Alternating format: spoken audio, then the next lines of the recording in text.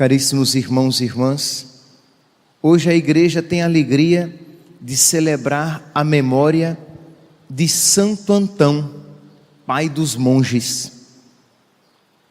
E dentre tantos ensinamentos que nós podemos tirar da vida de Santo Antão, gostaria hoje de refletir sobre esse chamado para todos nós, não apenas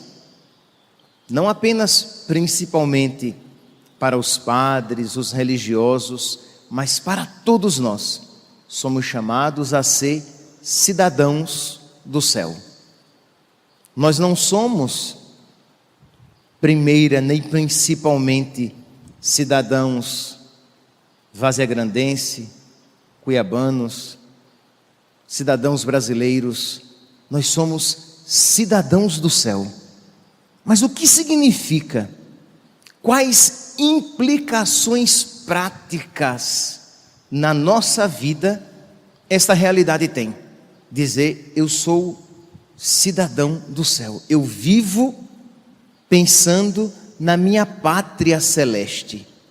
As minhas decisões e as minhas escolhas estão necessariamente voltadas para esta realidade, para que eu não perca a minha pátria. Muito bem. Vamos então lançar um olhar rápido sobre a história de Santo Antão, para que isso nos inspire e nos ilumine a nossa vida. Diz a história, segundo Santo Atanásio, bispo, martelo dos hereges. Atanásio, um bispo admirável, mas detenhamos-nos sobre Antão. Santo Atanásio, falando sobre a vida de Santo Antão, diz que um dia, Santo Antão, indo para a igreja, ele estava refletindo sobre o que levou os apóstolos a abandonarem tudo por causa de Cristo. E o que foi que aqueles homens e mulheres lá, relatados nos Atos dos Apóstolos, que diz que eles vendiam os seus bens e colocavam aos pés dos apóstolos para que utilizassem aqueles bens em prol dos pobres, para fazer caridade. O que foi? Por qual motivo? O que foi que eles viram que fez com que aqueles homens fizessem tudo aquilo? Aquela palavra, aquela realidade lhes tocava o coração.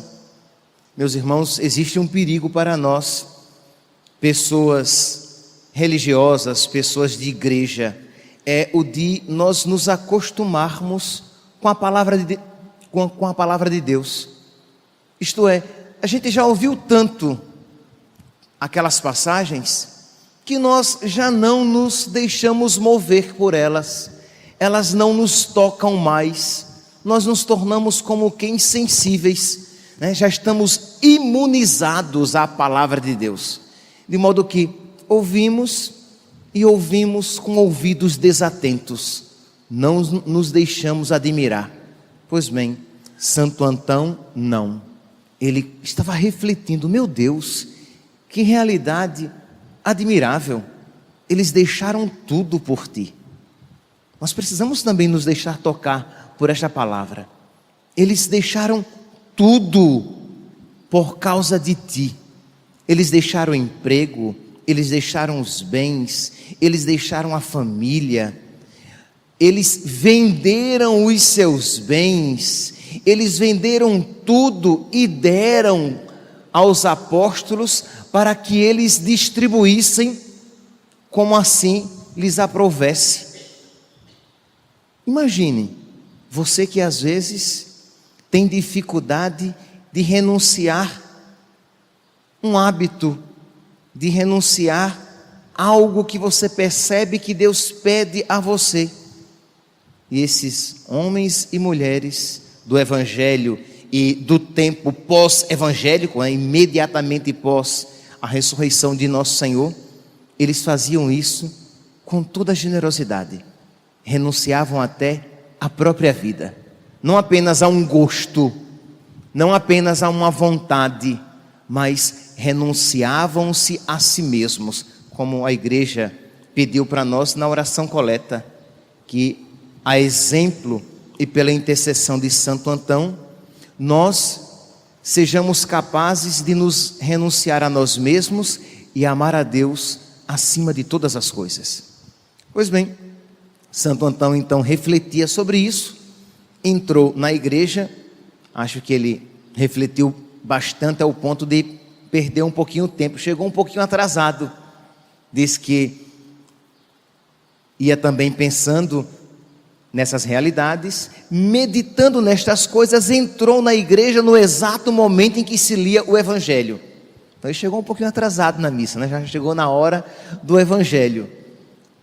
Foi refletindo, entrou no Evangelho e diz aqui que estava sendo proclamado o Evangelho de Mateus, em que Nosso Senhor diz ao jovem rico: se queres ser perfeito, vai, vende os teus bens, dá aos pobres, depois vem e segue-me. Ele ouviu aquilo e disse: isso não foi coincidência. Deus me fez pensar naquelas realidades e me trouxe à igreja exatamente no momento em que ele a respeito disso falava. Exatamente isso o que ele diz. Então Antão considerou que a lembrança dos santos exemplos lhe tinha vindo de Deus, e que aquelas palavras que ele tinha ouvido ali no Evangelho tinham sido dirigidas diretamente a ele.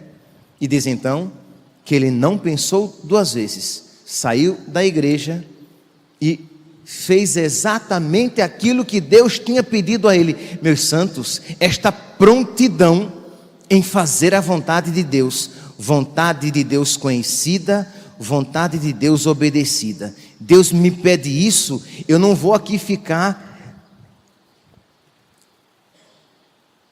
comerciando, perdi a palavra, não vou ficar,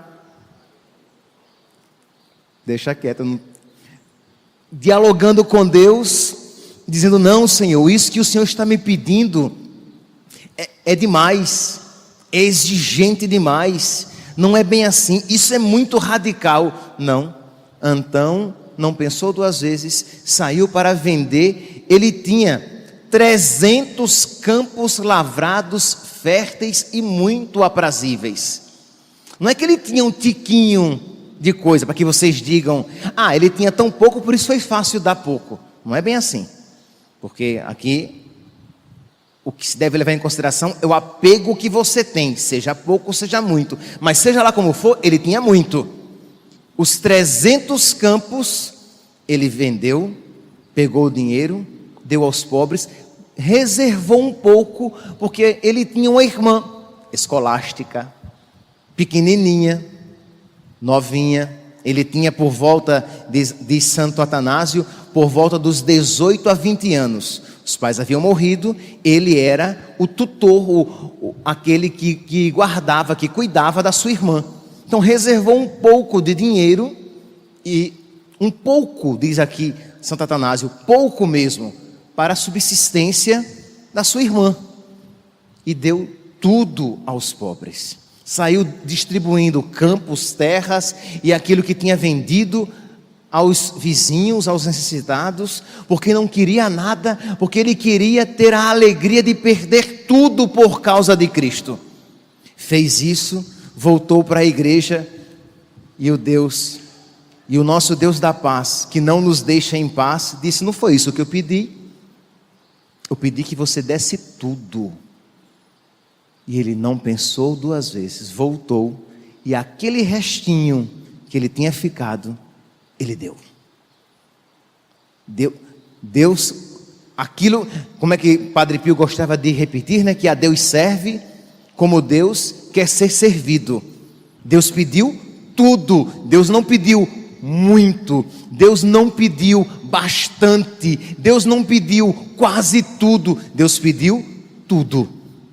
Vende tudo o que tens. Ele pegou a irmã, colocou-a numa casa de religiosas que ele conhecia e que eram religiosas de piedade, de confiança, e queriam dar a educação cristã à sua irmã, e foi viver uma vida de oração e de caridade. Trabalhava com as suas próprias mãos, aquilo que ele conseguia, comprava o necessário para o seu dia, o restante dava aos pobres. Foi aquilo que Deus pediu a ele. E continua Santo Antão dizia que ele rezava continuamente, pois aprendera que é necessário rezar sem cessar. E ele era tão atento à palavra de Deus, que ele retinha tudo de tal forma no seu peito, que chegou a substituir os próprios livros.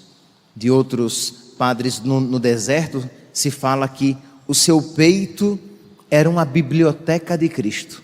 Lia com tanta assiduidade e com tanta atenção a palavra de Deus, que ela se imprimia no seu peito, de modo que os livros se faziam desnecessários. E ele sabia que era necessário rezar sempre, porque não se mantém no caminho da virtude, não se pode ser cidadão do céu pensando primeiramente em Deus, se nós não estamos nutridos, fortalecidos pela palavra de Deus. Meus irmãos, a vida de Santo Antão com certeza é um exemplo para todos nós. Nós também somos chamados, meus santos, a, encontrando na intimidade com Deus, nós somos chamados a encontrar a força de que precisamos para fazer a vontade de nosso Senhor. Quando nós olhamos a vida de Santo Antão, que renunciou tudo, nós vemos um homem feliz. Quando nós olhamos para a vida de alguns cristãos que se apegam a pouco, nós vemos homens tristes. A tristeza provém da infidelidade a Deus. A tristeza provém da falta de generosidade a Deus. Já falei aqui a vocês aquela frase belíssima de Santa Teresa de Calcutá, que ela diz que quando ela vê uma pessoa triste, ela se pergunta: o que é que ele está renunciando a Deus? Quando eu vejo uma pessoa triste, eu me pergunto: o que é que ele está renunciando a Deus? Quando eu vejo uma pessoa feliz, eu sei que é uma pessoa sacrificada. Por quê? Percebem que é uma visão diametralmente oposta à do mundo. O que é que o mundo diz? Quando eu vejo uma pessoa triste, nossa, por quais sofrimentos e sacrifícios ela está passando? Quando eu vejo uma pessoa feliz, nossa, ela deve estar realizada. Não, Santa Teresa de Calcutá diz que é totalmente diferente. Quando ela vê uma pessoa triste, ela vê o quê? A falta de sacrifício. E o salário do pecado é a morte. A consequência daquela falta de renúncia, de não querer se desapegar, é a tristeza. Mas quando você vê uma pessoa feliz, é porque ela sacrificou tudo por Deus, tudo por Cristo. Ela entregou tudo a nosso Senhor. Nós vemos aqui Santo Antão feliz, um homem sacrificado que entregou tudo a Deus. Não é à toa isso que a igreja propõe no dia de hoje, na liturgia das horas, como primeira leitura do ofício, o exemplo de São Paulo, que diz, e não há como ler esse texto de São Paulo e não correlacionar imediatamente a Santo Antão e ver o que é uma vida puramente evangélica. Nós podemos perceber, sentir o odor do Evangelho, o perfume do Evangelho. Irmãos, essas coisas que eram, São Paulo falando agora da vida dele, ele que era fariseu, ele que também era um homem que tinha um futuro brilhante no judaísmo, ele que tinha cidadania romana, ele que tinha bens e família importante. Pois bem, ele diz: irmãos, essas coisas que eram vantagem para mim, eu as considerei como perda por causa de Cristo. Isto é, por causa de Cristo, essas coisas não me fariam bem, seria uma perda para mim. Na verdade, considero tudo como perda diante da vantagem que consiste em conhecer a Cristo e ser conhecido por Ele. Por causa dele, eu perdi tudo. Você não ouve um homem choroso, lacrimoso, reclamando: por causa de Cristo eu perdi tudo. Não, muito pelo contrário, você vê um homem feliz, dizendo: por causa de Cristo eu perdi tudo, para ganhar tudo, para conhecê-lo. Lembremos-nos aqui que conhecer em São Paulo, na Sagrada Escritura, conhecer significa uma intimidade tão profunda que pode ser utilizada até mesmo como intimidade sexual. Então, por causa de Cristo, eu perdi tudo para conhecê-lo, para ser amigo dele, para tê-lo em mim e estar nele, por causa dele. Imagine, meus santos, que alegria se nós aqui também pudéssemos dizer isso, e podemos se nós formos generosos, se nós correspondermos com a graça, se nós pedirmos a Deus esta graça: Senhor, eu também quero te conhecer, e também quero, por amor a ti, perder o que deve ser perdido, renunciar o que deve ser renunciado, deixar para trás o que deve ser deixado. E aqui eu não falo necessariamente, nem primeiramente, de coisas erradas e más, pecado. Aqui eu estou falando daquilo que Deus pede a você, que pode não ser mal, afinal de contas, os campos e os bens que Antão possuía não eram maus, mas não eram para ele. A vida de São Paulo como um fariseu, não é que ele tinha uma vida objetivamente de pecado, mas Jesus o chamava para uma vida diferente, e como cristão, de uma maneira particular, de uma maneira única. Então, o que é que Deus está pedindo a você? Peça ao nosso Senhor essa coragem de perder tudo por Ele, de experimentar a alegria de perder algo por Cristo. Meus irmãos, nunca será cristão de verdade quem por Deus não perde muitas coisas. Eu não falei?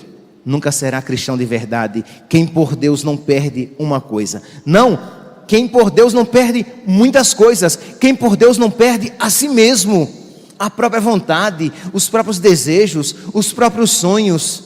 Eu perdi tudo isso e tudo isso renunciei por causa de Cristo. Continua São Paulo dizendo: considero tudo como lixo para ganhar a Cristo e ser encontrado unido a Ele. Esta alegria consiste em conhecer a Cristo, em experimentar a força da sua ressurreição, em ficar em comunhão com os seus sofrimentos, para ver se alcanço eu também a ressurreição dos mortos. É assim que, enquanto perfeitos, enquanto batizados, devemos sentir e pensar: meus irmãos, sede meus imitadores, como eu sou de Cristo. E aí São Paulo continua aqui nesta leitura. Meus irmãos, nós não podemos participar desta missa, celebrar esta memória, olhar para a vida de Santo Antão e de todos os santos apenas como espectadores. Peçamos ao nosso Senhor, nós iremos recebê-lo na Eucaristia, Ele estará vivo em nós. Se você por algum motivo não poderá comungar, você poderá se encontrar com nosso Senhor na sua oração. Jesus, que está presente no Espírito nas suas orações, mas Jesus que estará aqui fisicamente presente nas aparências do pão e do vinho. E você dizer: Jesus, o Senhor está aí. E se você vai comungar: Jesus, o Senhor está aqui. O Senhor fez isso na vida de Antão. Santo Antão teve a coragem necessária para se desapegar de tudo. O Senhor é poderoso o suficiente para fazer isso no meu coração, na minha vida. O Senhor fez isso na vida de São Paulo. Ele conseguiu encontrar alegria em tudo perder por causa de ti, literalmente a própria cabeça. Concede-me, Senhor, a graça de perder também a cabeça por ti, se não fisicamente, metaforicamente, isto é, me apaixonar por ti, de eu dizer de uma maneira verdadeira: eu sou teu e tu és meu, eu sou do meu amado, o meu amado é meu. O Senhor transformou o coração de São Francisco, que de um boêmio e tão apegado às vaidades do mundo, se tornou o pobre apaixonado por amor a ti. Meu Deus, o Senhor pode fazer isso em mim. Concede-me, Senhor, concede-me esta graça. O Senhor transformou a vida de Santo Agostinho, também tão apegado às coisas do mundo e tão medroso, com tanto medo no coração que dizia: Senhor, converte-me, mas não agora. Não agora, Senhor, não precisa ter pressa. Eu sou assim, Senhor, covarde. Eu também tenho medo de me converter. Eu também tenho medo de dar o passo. Eu também tenho medo de me desapegar. Ajuda-me, Senhor, vinde em auxílio da minha fraqueza. Peça a nosso Senhor isso. E não tenha dúvidas que pedir a Deus a conversão e a santificação é rezar no Espírito, é pedir aquilo que Deus quer que nós peçamos. E não tenhamos dúvidas que, se formos perseverantes na súplica, com certeza alcançaremos a graça. Louvado seja nosso Senhor Jesus Cristo.